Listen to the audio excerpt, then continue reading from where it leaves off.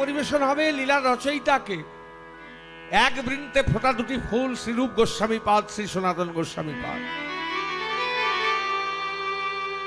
কখন রচনা করেছিলেন? মহাপ্রভু একদিন গম্ভীরার মধ্যে মাথুর লীলাটি আস্বাদন করছেন আর অঝরঝরে কাঁদছেন। পারিষদগণের ভক্তবৃন্দ মহাপ্রভুর এই দশা দেখে চিন্তা করলেন আর প্রভু বোধহয় প্রাণে বাঁচবে না। এখন উপায় কি? ছুটোছুটি করতে করতে সেই এক বৃন্তে ফোটা দুটি ফুল শ্রীরূপ গোস্বামী সনাতন গোস্বামীর কাছে গিয়ে বলছে, ওগো রূপ, ওগো সনাতন,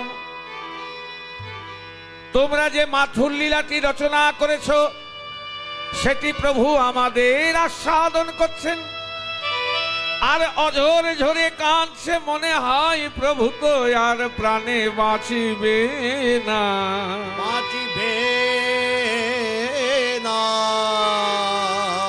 ওগো রূপ, ওগো সনাতন, তোমরা যে মাথুর লীলাটি রচনা করেছো সেটি প্রভু আমাদের আস্বাদন করছেন আর অঝর ঝরে কাঁদছেন, মনে হয় প্রভু আর প্রাণে বাঁচবে না। অসুস্থ হয়ে পড়েছে, বলে বৈদ্য নিয়ে যাও। ওগো বৈদ্যতে সুস্থ করতে পারবে না, তোমরা প্রভুকে সুস্থ করতে পারবে। বলে বলো আমরা কি দিলে প্রভু সুস্থ হবেন? না, তোমরা এমন একটি হাস্য কৌতুক রস সমন্বিত করো যাতে কিনা আমাদের প্রভুর আনন্দ বর্ধন হয়। তখন রূপ গোস্বামী পাদ, সনাতন গোস্বামী পাদ বলছে, আমরা এমন কি হাস্য কৌতুক রস সমন্বিত করতে পারবো না? তোমরা লিখনি নিয়ে বসলেই লিখতে পারবে। তাই এক রাত্রির মধ্যে সেই দানকেলি কমতি রচনা করে মহাপ্রভুর করকমলে দিয়েছিলেন। আর প্রভু আমার সুস্থ হয়ে উঠেছিলেন, সেই লীলাটি আস্বাদন করব। তা সেই লীলা আস্বাদন করতে গেলে তো এখানে বসে থাকলে হবে না,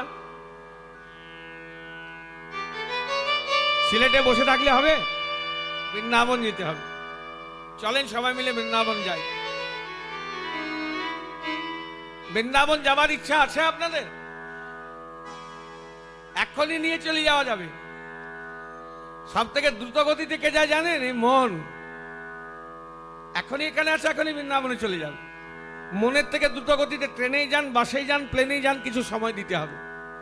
কিন্তু মনের থেকে দ্রুত গতিতে কেউ যেতে পারে, মনকে বৃন্দাবন নিয়ে চলুন।